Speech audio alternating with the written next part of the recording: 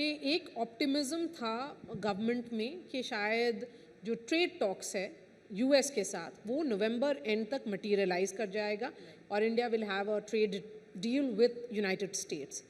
दिसंबर चल रहा है, तो क्या कोई और एरियाज हैं जहाँ पे कंसर्न है besides agriculture?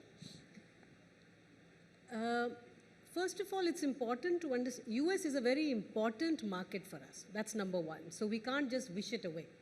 The second is, और ये थोड़ा अजीब situation हो गया हमारे यहाँ, where we have normalized the fact that what used to be called earlier bending the rule of law. Like imagine if an African country has a despotic leader who's sending family members go and cut deals and, you know, buy my crypto. You would have heard the IMF come out with statements. We would have talked about what it indicates.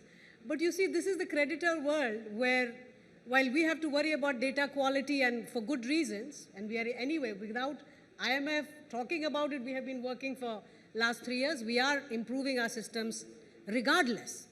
But the point being that, you know, navigating an uncertain world where there are wars happening, not just trade wars, actual war,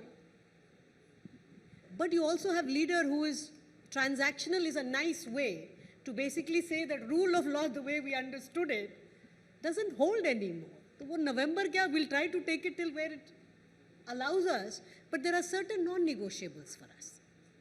वो हम नहीं कर सकते, because opening certain sector is very fundamentally linked with livelihoods.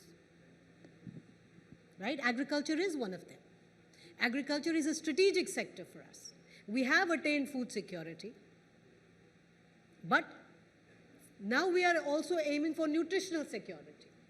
In fact, if you look at what has happened in India in the last 12 years, not only have we brought out 302 million people out of poverty, even the poorest segment of our society, the poorest, is consuming less of rice and wheat. They are eating more milk, milk products. They are eating more fresh fruits.